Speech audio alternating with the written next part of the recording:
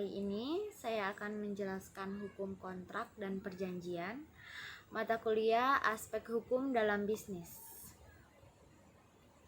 Nah, perkenalkan, nama saya Lady Lestari Anggreni. Saya jurusan S1 Manajemen, Fakultas Ekonomi dan Bisnis, Universitas Pancasakti. Yang akan saya jelaskan ada 5 rumusan masalah. Yang pertama, jelaskan konsep dasar tentang kontrak. Yang kedua, macam-macam perjanjian. Yang ketiga, ketentuan umum dalam hukum kontrak. Yang keempat, pola penyelesaian sengketa di bidang kontrak. Dan yang terakhir, cara berakhirnya kontrak. Kita langsung masuk saja ke pembahasannya. Konsep dasar kontrak. Pengertian perjanjian. Dalam Kamus Besar Bahasa Indonesia, perjanjian adalah persetujuan tertulis atau lisan yang dibuat kedua belah pihak atau lebih, masing-masing bersepakat untuk menaati apa yang tersebut dalam persetujuan itu. Kamus Hukum menjelaskan bahwa perjanjian adalah persetujuan yang dibuat oleh kedua belah pihak atau lebih, tertulis maupun lisan, masing-masing sepakat untuk menaati isi persetujuan yang telah dibuat bersama. Menurut pasal 1313 KUH Perdata, suatu persetujuan adalah suatu perbuatan dengan mana satu orang atau lebih mengikat dirinya terhadap satu orang atau lebih. Adanya hubungan hukum. Hubungan hukum merupakan hubungan yang menimbulkan akibat hukum. Akibat hukum yaitu timbulnya hak dan kewajiban. Adanya subjek hukum. Subjek hukum yaitu pendukung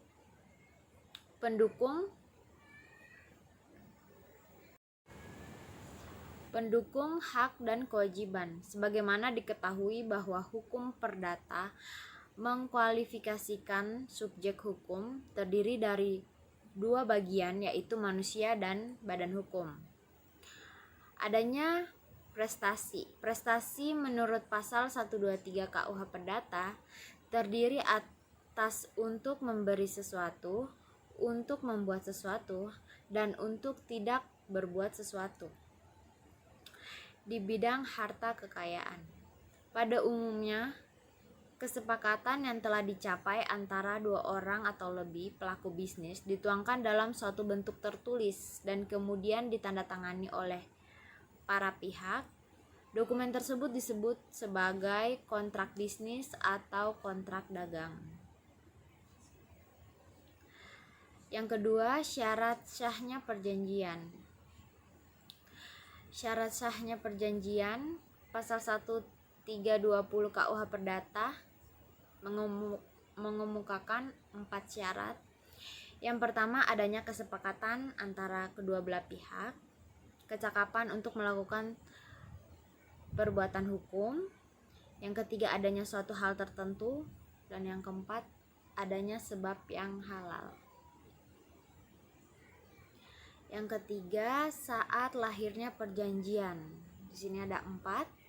Yang pertama, kesempatan penarikan kembali penawaran, penentuan resiko, saat mulai dihitungnya jangka waktu kadaluarsa, dan yang terakhir, penentuan tempat terjadinya perjanjian.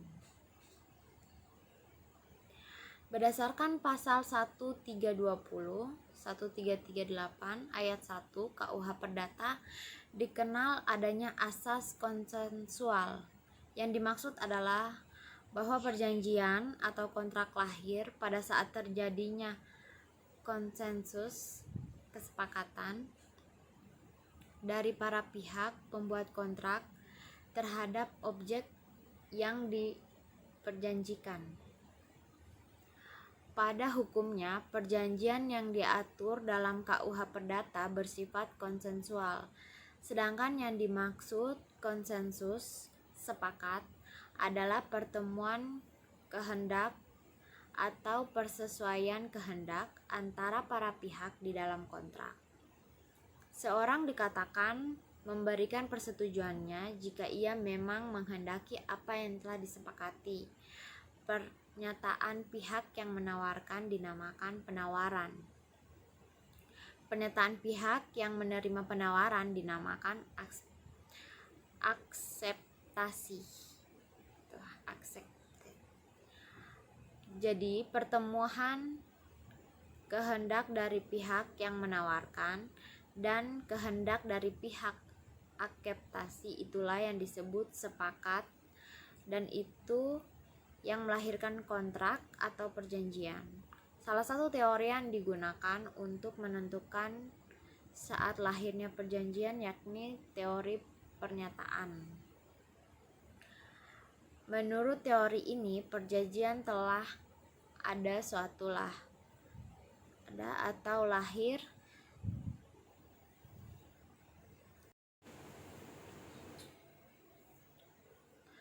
lahir saat atas suatu penawaran telah ditulis surat jawaban penerimaan. Dengan kata lain, perjanjian itu ada pada saat pihak lain menyatakan penerimaan. Yang keempat, asas hukum kontrak. Asas konsensualisme. Berdasarkan pasal 1320 ayat 1 KUH Perdata, dinyatakan bahwa salah satu syarat sahnya perjanjian adalah kesepakatan kedua belah pihak. Artinya bahwa perikatan pada umumnya tidak diadakan secara formal, tetapi cukup dengan adanya kesepakatan antara kedua belah pihak. Yang kedua, asas pasta sunt servanda. Asas panca sunt servanda berhubungan dengan akibat dari perjanjian. Pasal 1338 ayat 1 KUH Perdata menyebut perjanjian yang dibuat secara sah berlaku sebagai undang-undang. Yang ketiga ada asas kebebasan berkontrak. Kebebasan berkontrak, freedom of making contract, adalah salah satu asas yang sangat penting di dalam hukum perjanjian.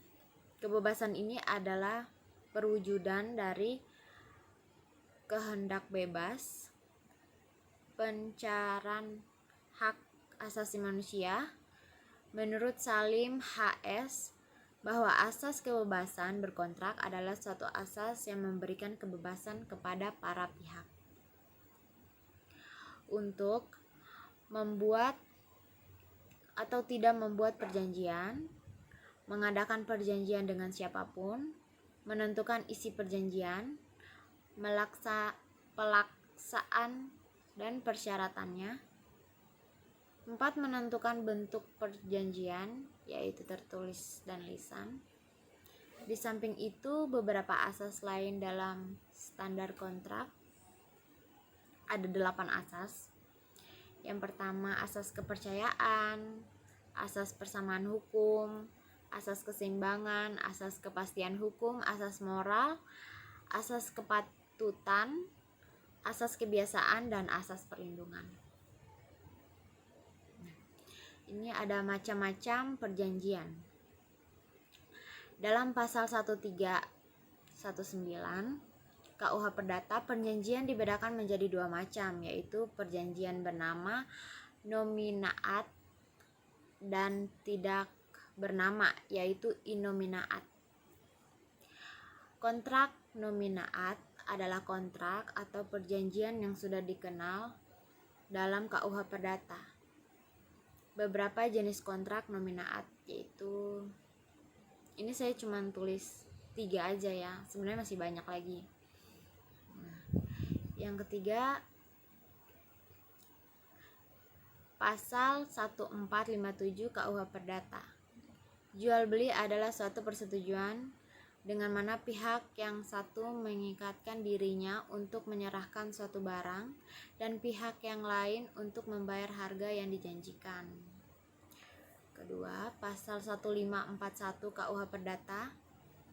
Tukar menukar ialah suatu persetujuan dengan mana kedua belah pihak mengikat diri untuk saling memberikan suatu barang secara timbal balik sebagai ganti suatu barang.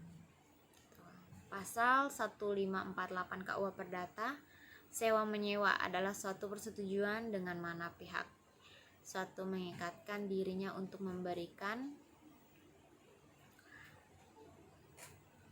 suatu barang kepada pihak yang lain selama waktu tertentu dengan bayaran suatu harga yang disanggupi oleh pihak tersebut. Orang dapat menyewakan berbagai jenis barang, baik yang tetap maupun yang bergerak.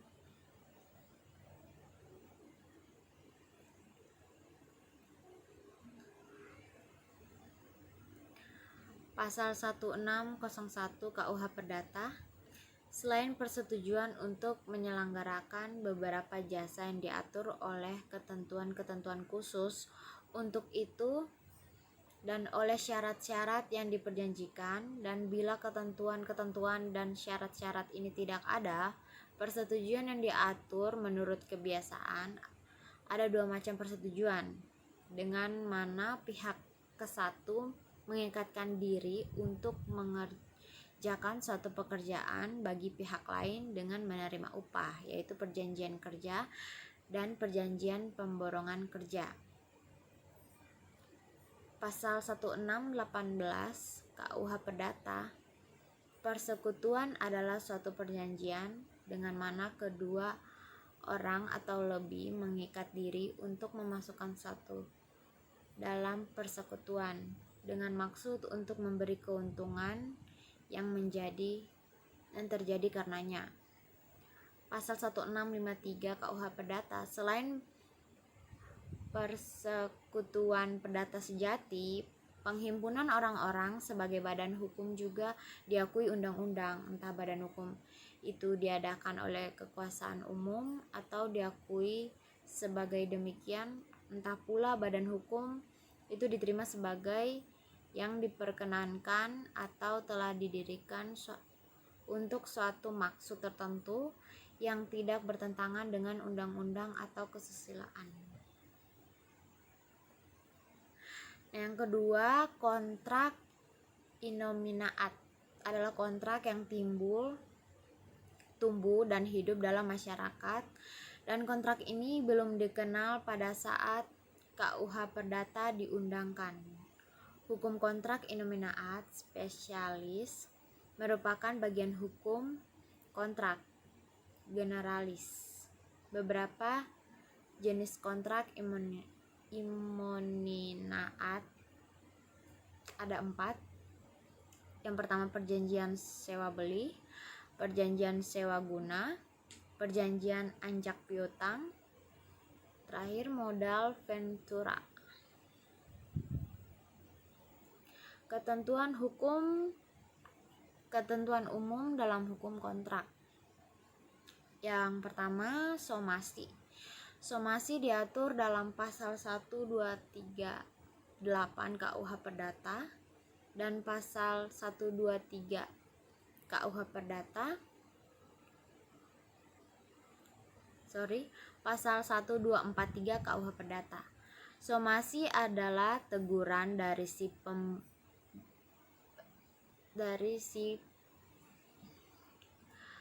berpiutang, kreditur, kepada si berutang, debitur, agar dapat memenuhi prestasi sesuai dengan isi perjanjian yang telah disepakati antara keduanya. Somasi timbul disebabkan debitur tidak memahami presentasinya sesuai dengan yang ada di perjanjian. Ada 3 cara terjadinya somasi, yaitu pertama, debitur melaksanakan presentasi yang keliru. Misalnya, kreditur menerima sekeranjang jamu, seharusnya sekeranjang apel. Kedua, debitur tidak memenuhi presentasi pada hari yang telah dijanjikan. Tidak memenuhi prestasi dapat dibedakan menjadi 2, yaitu keterlambatan melaksanakan prestasi dan sama sekali tidak memberikan prestasi. Menyebabkan tidak melaksanakan prestasi sama sekali karena prestasi tidak mungkin dilaksanakan atau karena debitur terang-terangan menolak memberikan prestasi. Yang kedua, wan prestasi. Wan prestasi adalah tidak memenuhi atau lalai melaksanakan kewajiban sebagaimana yang ditentukan dalam perjanjian yang dibuat antara kreditur dan debitur. Seorang debitur baru dikatakan wan prestasi apabila ia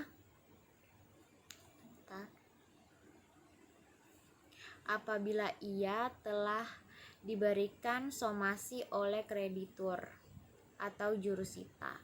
Somasi itu minimal telah dilakukan sebanyak 3 kali oleh pengadilan, dan pengadilanlah yang akan memutuskan apakah debitur wan prestasi atau tidak. Akibat dari wan prestasi itu biasanya dapat dikenakan sanksi berupa ganti rugi, pembatalan kontrak, peralihan risiko maupun pembayaran biaya perkara.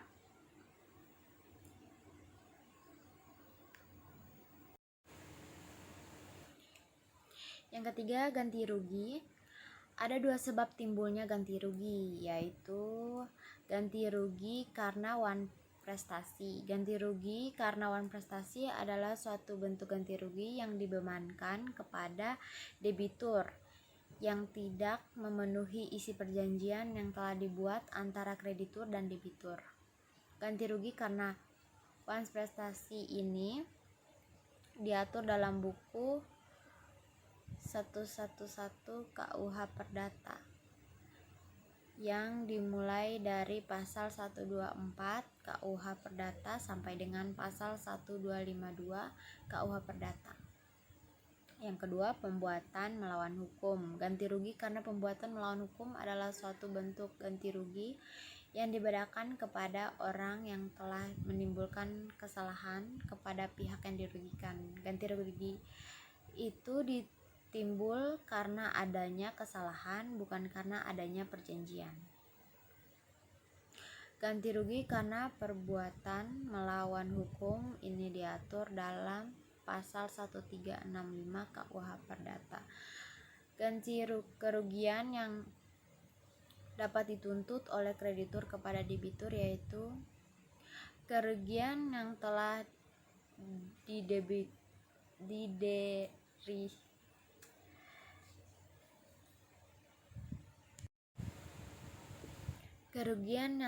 dideritanya, yaitu berupa penggantian biaya-biaya dan kerugian. Keuntungan yang sedianya akan diperoleh pasal 1246 KUH Perdata ini ditunjukkan kepada bunga-bunga, yang artinya sebagai biaya-biaya ongkos, yaitu ongkos yang telah dikeluarkan oleh kreditur untuk pengurusan objek perjanjian, sedangkan bunga-bunga adalah keuntungan yang akan dinikmati oleh kreditur. Pola penyelesaian sengketa di bidang kontrak. Alternatif dispute resolution.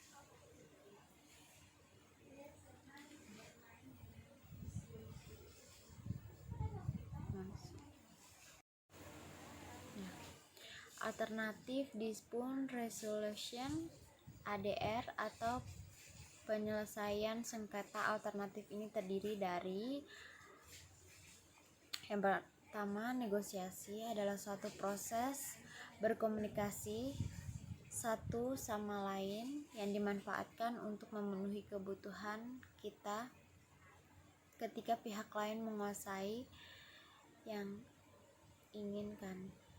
Kedua, mediasi adalah suatu proses penyelesaian sengketa di mana para pihak yang bersengketa memanfaatkan bentuk pihak ketiga untuk independen untuk bertindak sebagai mediator atau penengah dengan menggunakan berbagai prosedur, teknik, dan keterampilan untuk membantu para pihak dalam menyelesaikan sengketa mereka melalui perundingan.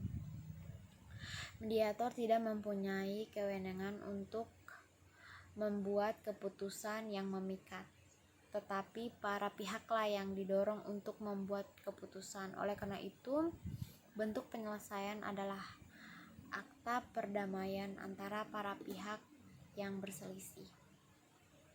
Ketiga, konsiliasi adalah suatu proses penyelesaian sengketa di mana para pihak yang bersengketa memanfaatkan bantuan pihak ketiga yang independen untuk bertindak sebagai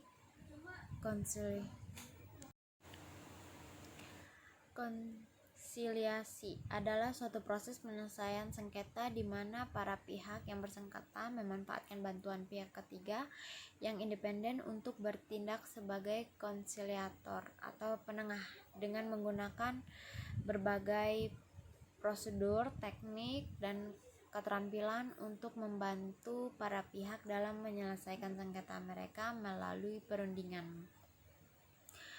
Konsiliator mempunyai kewenangan untuk membuat keputusan yang bersifat anjuran. Oleh karena itu, bentuk penyelesaian adalah keputusan yang bersifat anjuran.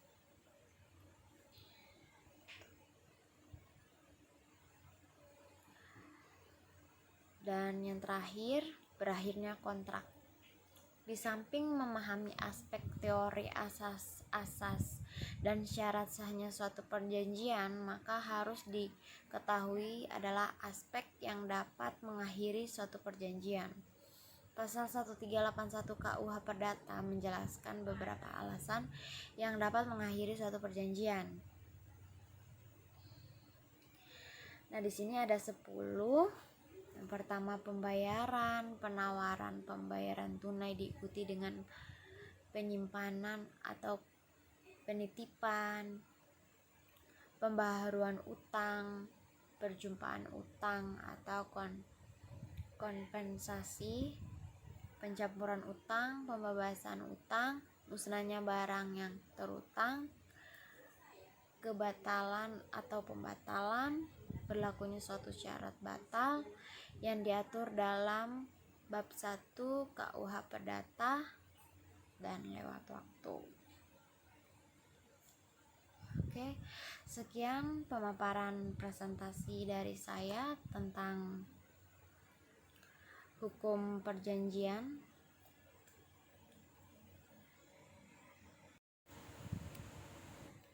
Terima kasih.